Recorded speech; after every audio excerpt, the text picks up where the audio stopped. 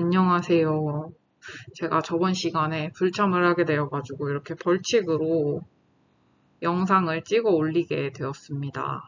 굉장히 지금 한 5번째 찍고 있는데 이게 다 날라가가지고 정신이 하나도 없네요. 자, 일단 빠르게 시작해볼 거고 우리 오늘은 감정과 정신의학과 수면 요거에 대해서 알아볼 거고 뒤에서는 심혈관계에 대해서도 알아볼 거고 그 다음에 우리 운동할 때 그 호르몬에 어떠한 영향을 주는지도 좀 알아볼 거예요. 성훈 오빠가 그 좀 운동이랑 관련된 거를 더 넣어달라고 해서 조금 만들다가 편집을 했습니다. 그리고 마지막으로는 또 수면제랑 관련된 그런 것도 조금 알아보도록 하겠습니다. 왜냐면 수면제 먹는 사람들이 많기 때문에. 자, 우리 다음 페이지로 넘어가서 감정에 관련된 우리 수면이 하는 역할을 한번 알아보도록 하겠습니다. 자, 감정과 수면이 하는 역할, 감정에 수면이 끼치는 역할, 우리 감정을 컨트롤하는 그 뇌 부위가 편도체랑 전전두엽 부위예요, 크게.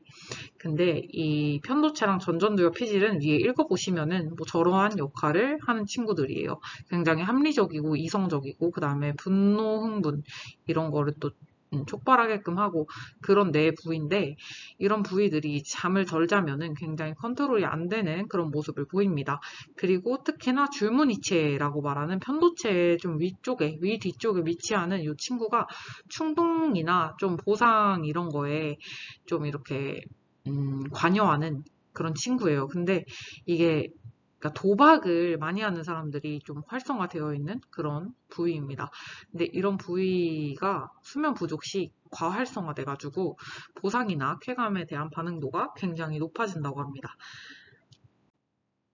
다음 페이지 보시면은 정신질환과 수면 부족은 쌍방향의 상호관계다 라고 되어 있는데 우리 이제 이게 무슨 말이냐면 정신질환이 수면 부족을 만들고 수면 부족이 또 정신질환을 만들고 이런 악순환의 굴레에 있다라는 이야기예요. 이게 왜 그러냐면 정신질환자들은 비정상적인 그 유전자들을 가지고 있는 케이스들이 많이 있다고 합니다. 근데 이 비정상적인 유전자의 상당수에 해당되는 부분이 이제 수면이나 또 하루주기 리듬을 조절하는 그런 유전자들이에요. 그러니까 수면에 영향을 미치는 유전자들이에요. 그래서 이러한 유전자들이 비정상적이에요. 그래서 수면이 또 안 좋아지고 수면이 안 좋으니까 이게 더 비정상적이 되고 이러한 굴레에 있다고 합니다. 다음 페이지 넘어가도록 하겠습니다. 우리 이제는 심혈관계와 수면, 좀 운동과 직접적으로 관련된 부분들에 대해서 좀 들어가 볼 건데요. 심혈관계에 수면이 영향을 미친다라는 게 좀 놀랍죠? 운동하는 사람들한테 심혈관계가 굉장히 중요하기 때문에 좀 알아보도록 하겠습니다. 우리 14년간 했던 연구가 하나 있는데요. 하루에 6시간 이내로 자는 사람들에 대한 어떤 연구를 했다고 해요. 근데 심정지의 가능성이 일반적으로 수면을 8시간 정도 하는 사람들에 비해서 400%에서 500% 증가하는 그런 모습을 보였다고 합니다. 자, 우리 수면이 심장에 영향을 주는 그러니까 문제를 일으키는 그 이유가 크게 이야기하면 2가지 정도가 있어요. 근데 첫 번째는 혈압 때문이고 두 번째는 교감신경계 때문이에요. 크게 얘기하면. 그래서 우리 이 2가지에 대해서 한번 알아보도록 하겠습니다. 자, 혈압이라고 하면 그 혈관의 압력이 높아진다. 그러면은 혈압이 높아진다라고 하고 혈압이 낮아진다는 혈관의 압력이 낮아지는 거겠죠. 그래서 한번 살펴보면 수면 부족 시에는 온몸의 정맥 내 압력이 동맥 아니고 정맥 내 압력이 이제 좀 올라간다고 해요. 그래서 이 혈압이 상승하면은 이거랑 연결돼서 바로 심장의 시간당 수축 속도가 굉장히 올라가고 압력이 이렇게 높아져서 관이 좁아지니까 그래서 심장의 시간당 수축 속도가 높아지고 그리고 혈관 내 수축기 혈압도 굉장히 높아진다고 합니다. 그리고 이렇게 직접적으로 끼치는 영향이 아니더라도 또 이후에 일어나는 2차적, 3차적 그런 부작용으로는 심장 기능 상실, 그리고 허혈 심장병, 뇌졸중, 그리고 우리 콩팥 기능 이상, 혈관 조직 손상, 심근경색 등이 있다고 합니다. 자, 우리 두 번째로는 교감신경이랑 수면이 어떻게 관련이 되어 있는지 좀 알아보겠습니다. 우리 교감신경계의 역할은 다 아시겠지만 호흡이나 면역이나 혈압이나 심박수에 영향을 줘서 조금 더 이렇게 활성화되게 하는 그런 호르몬이죠. 그런데 이 교감신경계가 장시간 동안 활성화가 되게 되면은 이거를 교감신경계 과잉 반응이라고 부릅니다. 이 교감신경계가 장시간 활성화되면 심장 수축 속도가 계속적으로 빠른 상태가 계속 유지돼요.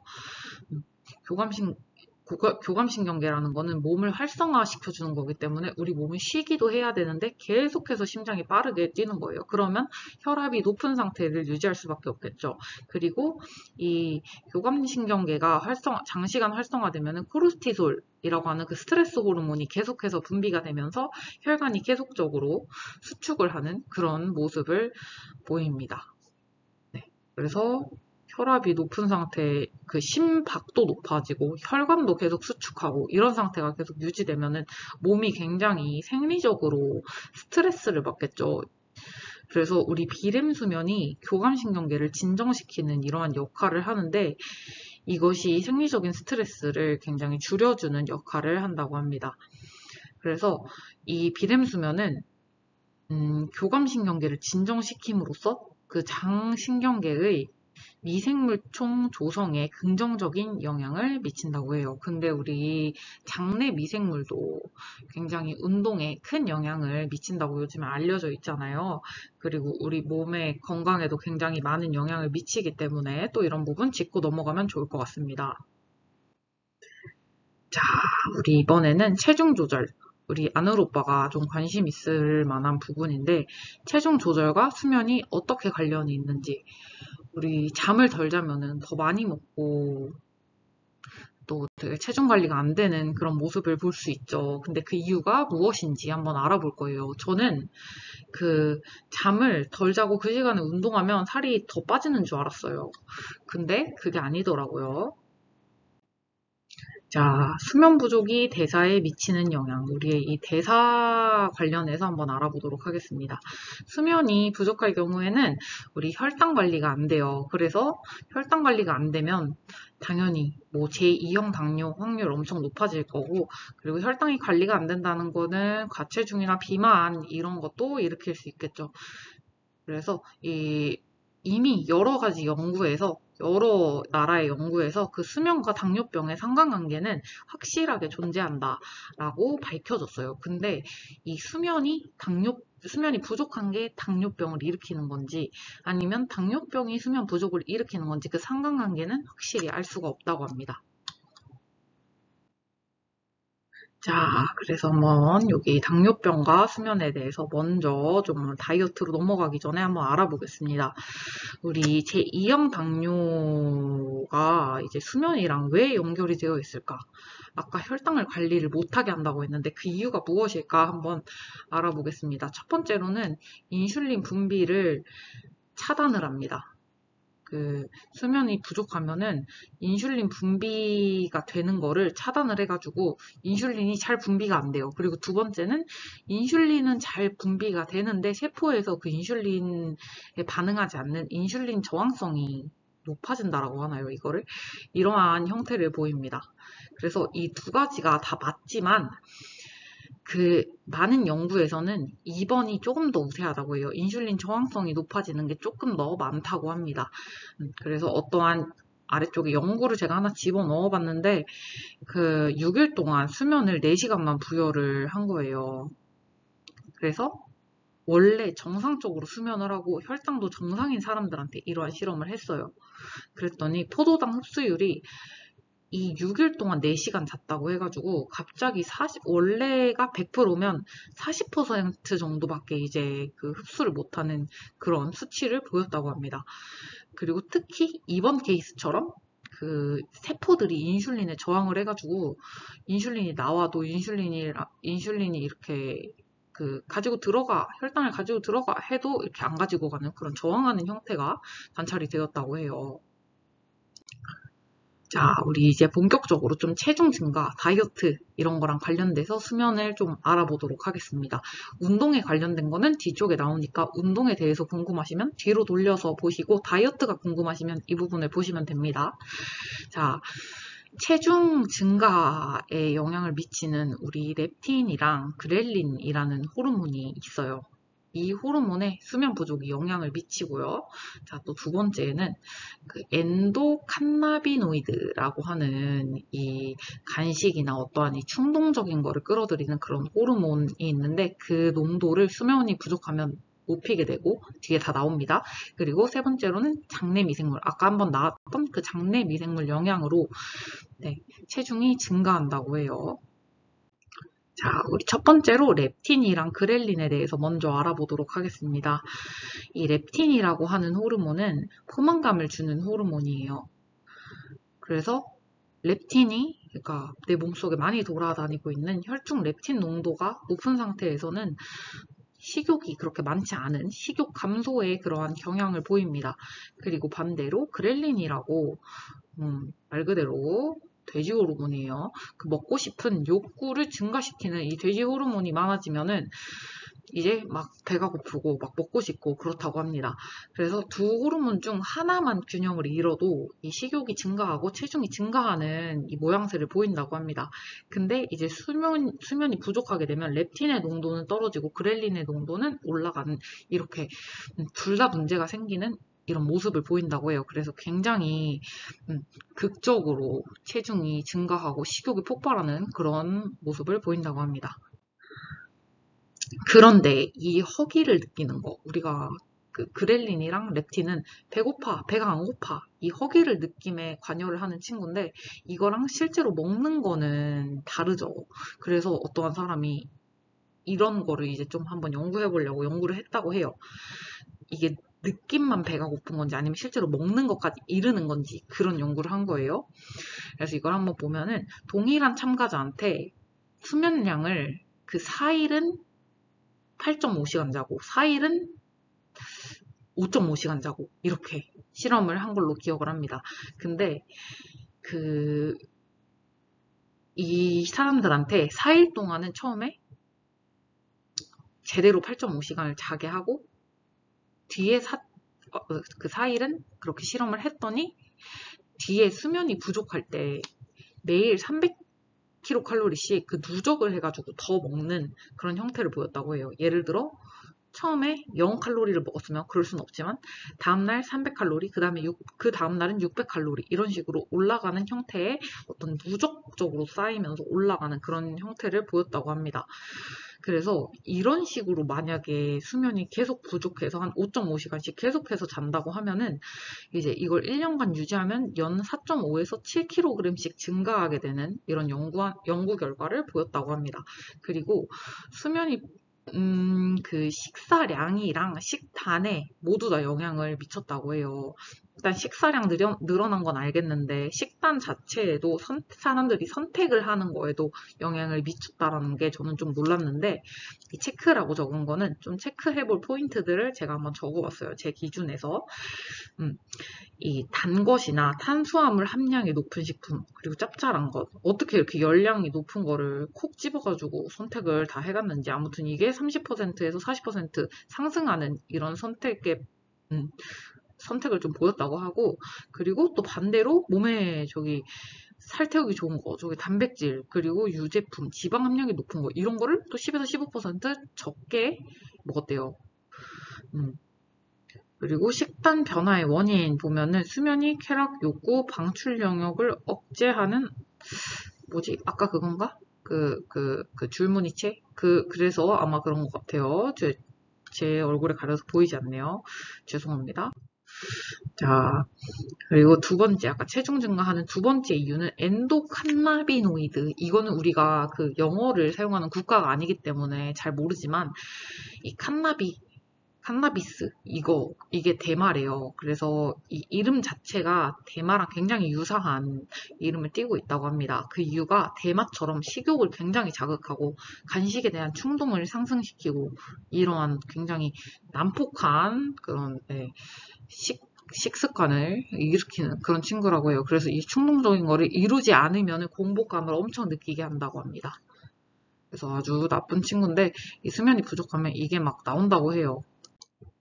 그리고 세 번째, 우리 장내 미생물이라고 하는 거 대충 한번 알아보면은 장내 미생물에는 유익균이라고 말하는 게 있고 중간균, 그 다음에 유해균이 있어요. 그래서 유익균과 중간균은 몸에 있으면 좋은데 유해균은 있으면 약간 나쁜, 뭐 아무튼 그런 거라고 해요. 근데 얘네가 이렇게 균형을 맞추고 얘 이만큼 얘 이만큼 이렇게 존재를 해야 되는데 이 균형이 망가져가지고 유익균이랑 중간균이 막 죽고 유해균이 증가하게끔 그 수면 부족이 그렇게 만든대요.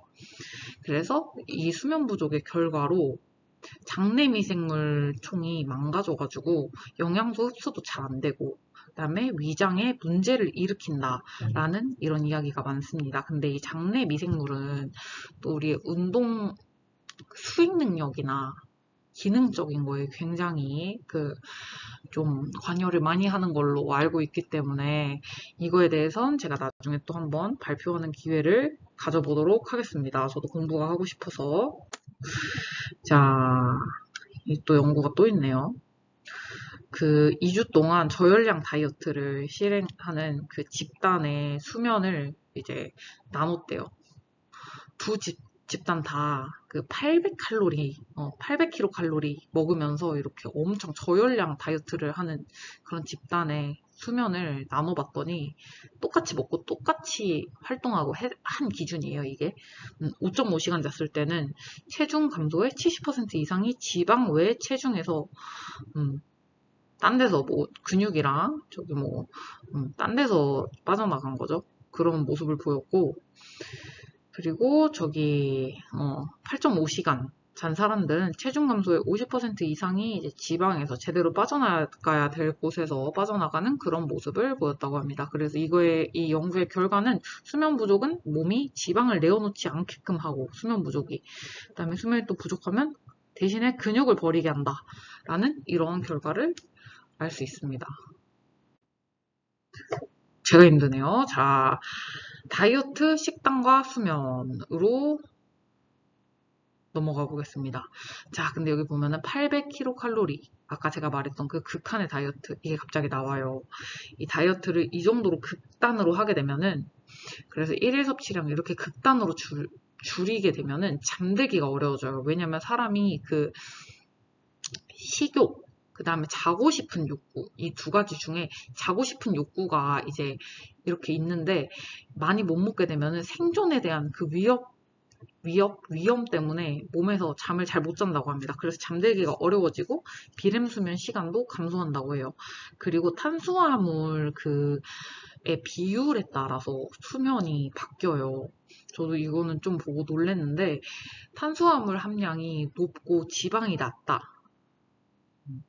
그런 거를 먹으면 이제 렘 수면이 증가하고 비렘 수면은 감소하는 그런 꿈을 많이 꾼다는 거죠. 그런 형태를 보였고 탄수화물 함량이 높고 섬유질이 적은 거 먹으면 비렘 수면이 감소하고 렘 수면이 증가하진 않네요. 그냥 수면 중 자주 깬다라고 써 있어요.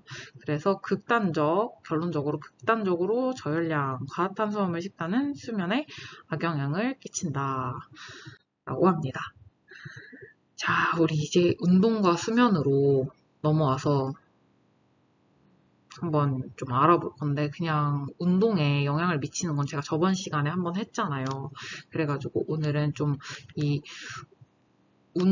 근데 이 호르몬에 관련돼서 조금 알아보려고 합니다. 운동을 할 때 영향을 미치는 호르몬들이 굉장히 많기 때문에 우리가 회복하거나 이럴 때 영향을 미치는 호르몬들의 관점에서 수면을 좀 이해를 해볼 거예요.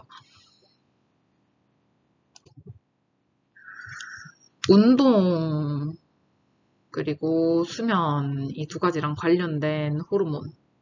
첫 번째, 수면 부족 테스토스테론에 영향을 미치죠. 남성 호르몬이라고 부르는 이 테스토스테론. 그 다음에 두 번째는 이 그로스 호르몬, 성장 호르몬이라고 부르는 이 친구에 영향을 미치고 수면 부족이. 그 다음에 우리의 이 면역 그리고 염증에 대한 이런 힐링 프로세스, 그러니까 염증에 대한 반응, 이런 거에 대해서 좀 알아볼 거예요. 여기에도 영향을 다 미치기 때문에. 자, 첫 번째로 테스토스테론과 수면. 테스토스테론은 근성장에 영향을 주는 친구죠. 아무래도 남성 호르몬이기 때문에 운동을 많이 하면은 테스토스테론 수치가 증가하듯이. 그래서 근데 이 수면이 부족하게 되면은 테스토스테론 수치가 감소하게 돼요. 근데 이 테스토스테론의 기능을 먼저 한번 봅시다. 노화와 관련이 돼 있고, 테스토스테론이 줄어들면 노화가 됐다와 굉장히 관련이 깊다고 해요. 그리고 테스토스테론은 당연히 생식 기능에 영향을 주는데 여성의 임신과 관련해서 굉장히 영향을 많이 끼치고 남성도 동일하다고 많이 영향을 미친다고 해요. 그리고 집중력, 피로도에도 굉장히 관여를 많이 하고 뼈 밀도, 근육량, 그리고 힘까지도 영향을 많이 미친다고 합니다. 그런데 이 수면 이렇게 이 중요한 호르몬이 수면 부족 때문에 이제 수치가 감소한다고 해요.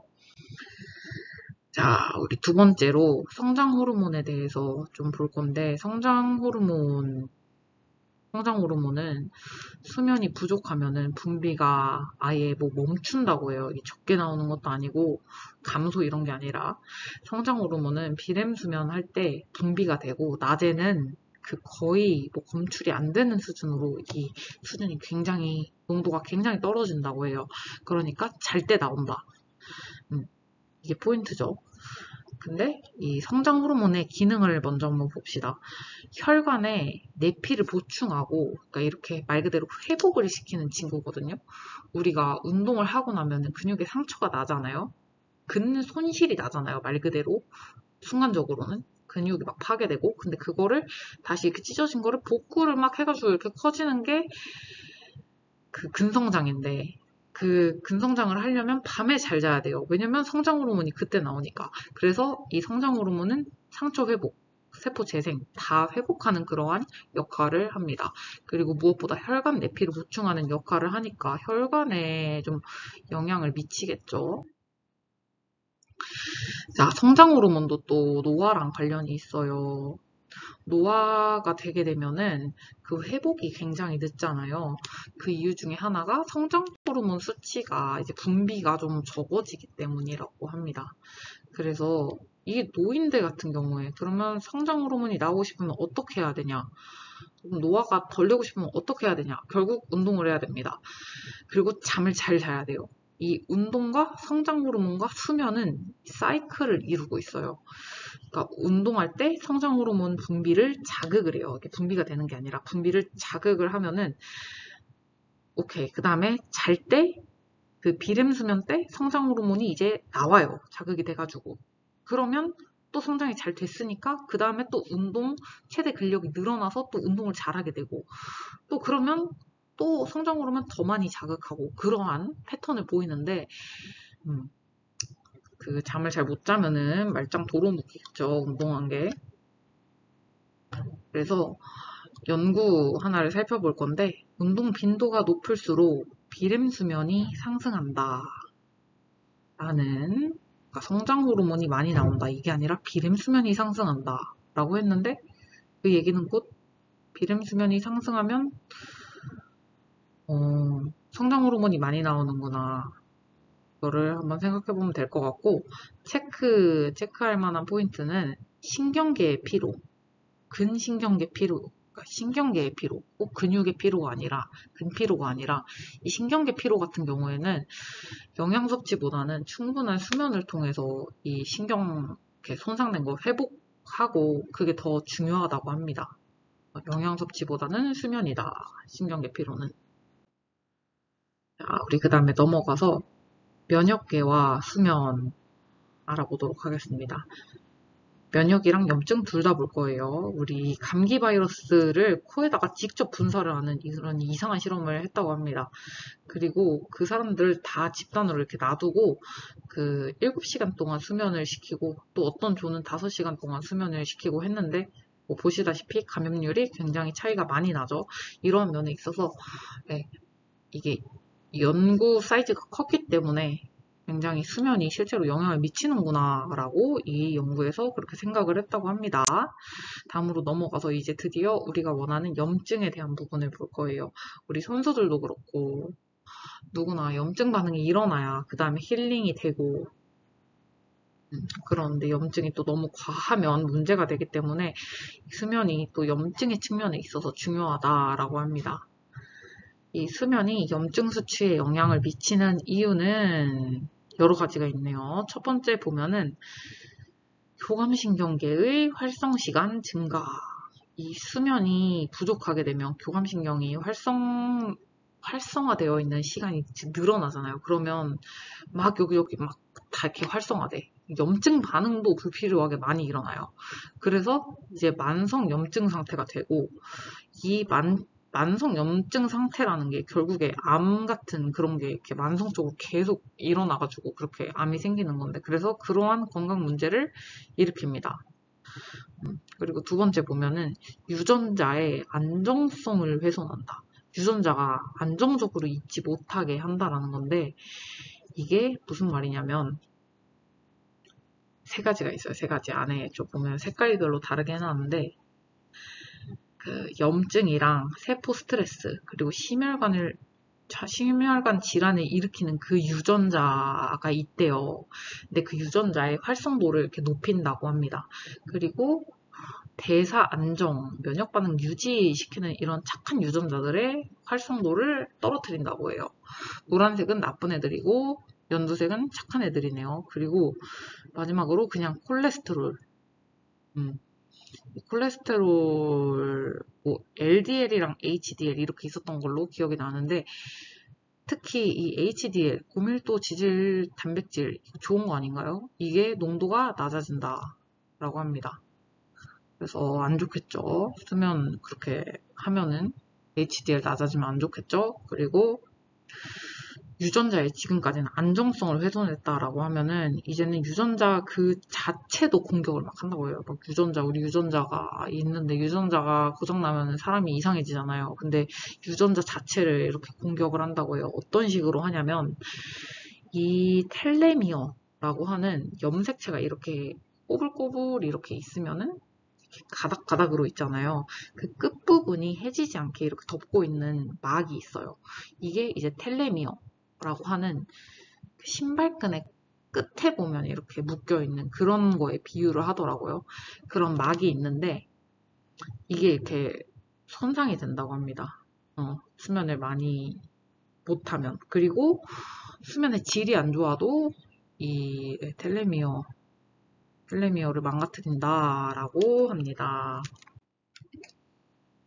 이제는 호르몬이 아니라 운동 그 자체, 운동과 수면에 대해서 알아보도록 하겠습니다. 운동과 수면은 쌍방향의 관계에 있습니다. 뭐 이거는 이제 더 말하기도 입이 아프죠. 왜냐면 운동 후 수면이 어떻게 변하냐면 운동 후 수면이 변하는 거예요. 비름 수면의 시간이 증가하고 수면의 질이 좋아지고 그러니까 이게 무슨 말이냐면 그 수면의 뇌파 활성이 강해지고 그 다음에 잠드는 데까지 걸리는 시간이 줄어들고 수면 중 깨는 횟수 감소하고 수면의 파편화가 덜 일어난다라고 볼 수 있죠. 그리고 이번에는 수면이 운동에 미치는 영향 이거를 볼 건데 우리 밑에 제가 적어놓은 거 보면은 운동이 수면에 영향을 미치는 것보다 수면이 운동에 영향을 미치는 게 조금 더 크다라고 지금까지는 알려져 있다고 합니다. 그러니까 수면을 잘 해야 운동에 굉장히 긍정적인 효과가 나타난다라는 게 굉장히 나와 있는 문구죠. 이 아래쪽 보면은 숙면 후의 운동 나와 있어요. 숙면 후의 운동은 운동 강도가 최대치에 달한다고 해요. 원RM인가? 그쵸? 원RM을 잘 낼 수 있나 봐요. 숙면을 하고 나면. 자, 이제 거의 막바지로 가고 있는데 불면증과 수면제. 불면증. 불면증이 있는 사람이 굉장히 많고, 운동선수들 중에서도 불면증이 있을 거고, 환자들 중에서도 불면증이 있을 거고, 노인분들은 불면증이 더 많을 거고, 그래서 우리가 트레이닝 하는 사람들 중에 분명히 불면증 환자들이 있을 거고, 수면제를 먹는 사람들이 있을 겁니다. 그래서 이에 대해서 좀 알아보도록 하겠습니다. 자, 불면증이라고 하는 거는 수면이 부족한 상태는 불면증이 아니다 라고 해요. 수면이 부족한 거는 그냥 수면 부족이에요. 불면증의 조건, 첫 번째, 잠잘 기회를 충분히 주어도, 두 번째, 잠잘 능력이 부족한 상태예요. 자고 싶어도 못 자는 사람들을 얘기하는 거겠죠. 근데 여기서 좀 체크해봐야 될 게 역설불면증이라고 스스로 못 잔다 생각해보는데 하고 있는데 그 뇌파를 꽂아보면은 겁나 잘 자는 그런 사람들도 있다고 해요. 이런 사람들을 역설불면증이라고 부르고 이거를 그 학자들은 우습게 여기는 게 아니라 굉장히 중요한 또 어떤 질병 중에 하나로 또 보고 있다고 합니다. 어떤 문제 행동 중에 하나로. 자, 우리 불면증에 두 유형이 있어요. 수면을 시작하는 게 힘든 불면증, 수면 유지하는 게 힘든 불면증 이렇게 크게 두 가지로 나뉜다고 합니다. 자, 근데 불면증은 여성이 남성보다 2배 더 많대요. 이유는 모르겠어요. 그리고 불면증은 유전적 경향이 있는데 무려 28%에서 45% 정도 있다고 해요. 근데 이게 환경적인 거랑 유전적인 게 이게 결합이 돼가지고 이제 굉장히 유전적인 게 많이 발현이 된다고 합니다. 자, 만성 불면증에 대해서 좀 볼 건데 만성적으로 불면증이 있는 사람들은 거의 보면은 지금 감정이 1번, 2번에 다 들어가죠. 감정이 밴 걱정이 있거나 감정적 스트레스가 있거나 그러니까 즉 불안하고 심리적으로 안 좋은 그 감정의 동요가 있는 사람들이 이런 만성 불면증이 굉장히 많다라고 합니다. 자, 이게 왜냐면 다 이유가 있어요. 감정이 동요가 되면은 교감신경계가 활성화가 된다고 합니다. 그래서 이 교감신경계가 활성화가 되면은 어떠한 일이 일어나냐면 세 가지예요, 세 가지. 심부체온이 증가해요. 근데 심부체온이 증가하면 잠자기에 더 안 좋습니다. 잠을 잘 때는 평소 체온보다 1도에서 2도 정도 더 떨어진 18.3도 정도의 체온을 유지해야 잘 수 있다고 하는데 교감신경계가 계속 활성화되어 있으면 그렇게 잘 수가 없겠죠. 자기가 힘들겠죠. 그리고 두 번째로는 교감신경계 활성화로 인해 코르티솔, 아드레날린, 노르아드레날린 농도가 올라가서 심박수가 올라가기 때문에 잠들기가 좀 힘들고 자도 유지가 잘 안 되고 여기 보면 깊은 수면으로 갈 때 심혈관계가 차분해져야 된다. 심혈관계가 같이 안정화가 돼야 되는데 그렇지 못해서 막 깨고 이런 경우가 많다고 합니다. 세 번째 한번 보시면 편도체. 감정을 아까 그 불러일으키는 영역이라고 했죠. 활성도가 떨어지지 않아서 그 뇌줄기에 기본 각성 중추들이 계속 깨어 있다라고 합니다. 각성 중추들이 계속 깨가지고 뇌줄기에 계속 나는 자는데 계속 살아있는 거죠. 이 활성화 돼가지고. 그래서 잠을 푹 못 자요. 자, 우리 이제 수면제에 대해서 좀 볼 거예요. 불면증 그만 보고. 수면제는 진정제의 어떠한 그런 형태의 약이라고 합니다.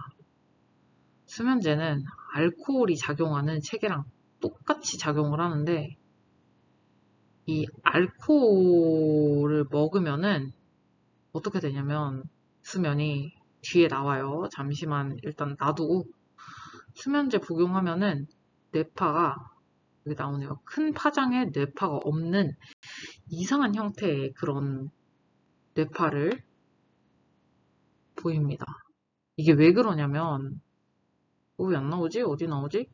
이 수면제가 알코올이랑 수면제가 반마취 상태를 만드는 거지 이게 그 수면의 상태의 뇌파가 아니라고 해요. 마취를 했을 때 그 뇌파에 오히려 더 가깝다고 합니다. 그래서 수면할 때 그 깊은 뇌파, 큰 파장의 뇌파가 나오지 않는다고 합니다. 자, 수면제의 부작용 한번 살펴보면 건망증, 그리고 아침에 부분 기억상실증을 보이고 막 몸의 반응 속도가 떨어져가지고 운전하다가 사고 나고 몽롱하고 이런 그 부작용을 좀 보인다고 합니다. 그 원인은 수면이 장기 기억화에 영향을 미치는데 수면을 제대로 못 자니까 장기 기억화한 능력이 떨어져서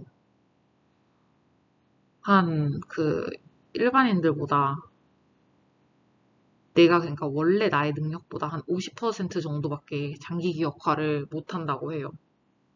그리고 더하여 암 발생률도 굉장히 높게 증가한다라고 연구 결과들이 많이 있었어요.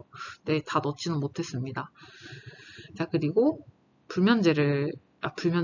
이 수면제를 끊고 나면은 반동 불면증이라는 게 생겨요. 이게 먹던 걸 끊으니까 더 못 자는 그런 이상한 현상입니다.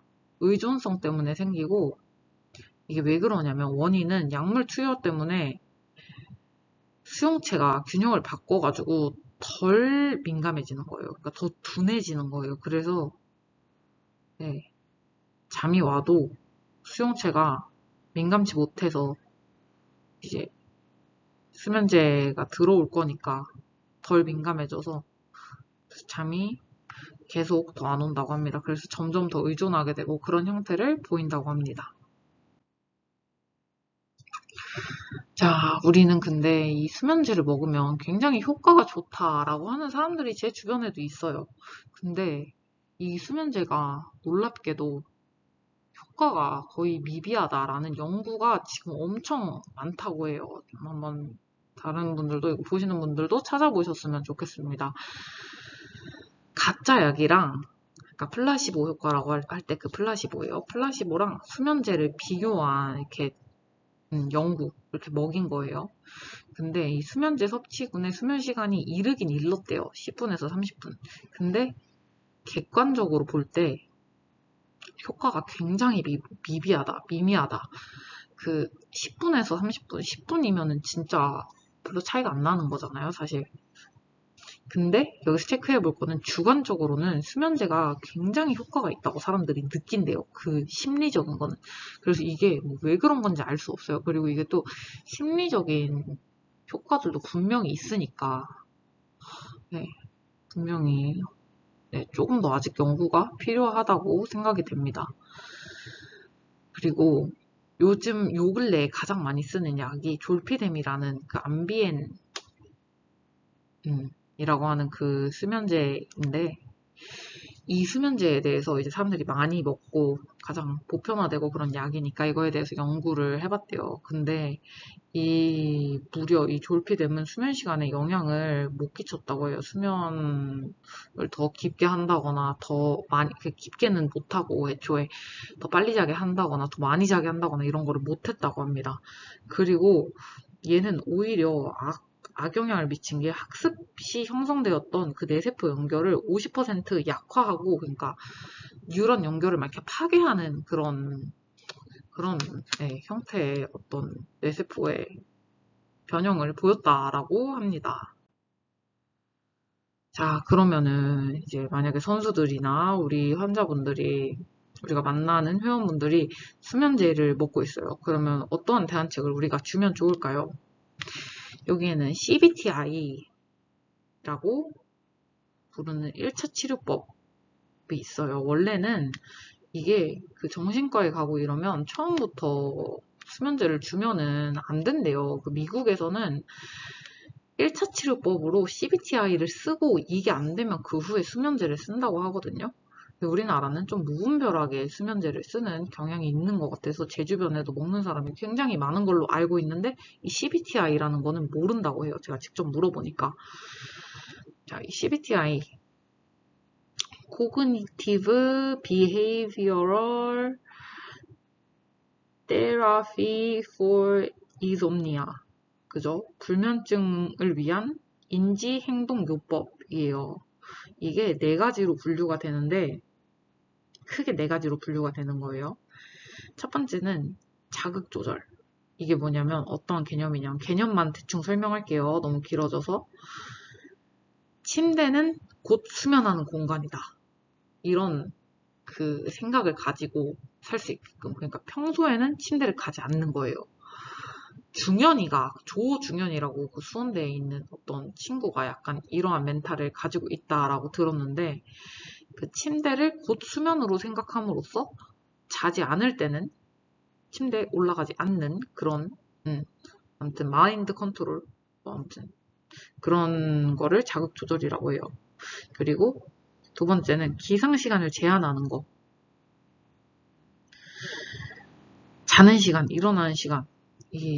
이거를 좀 제한을 하기도 하고, 또 치료 초반에는 수면 압력을 높이기 위해서 수면 시간을 오히려 막 6시간 이내로 제한하고, 그래서 일찍 깨워버리고 그냥 이런다고 합니다. 그리고 세 번째로는 수면 위생.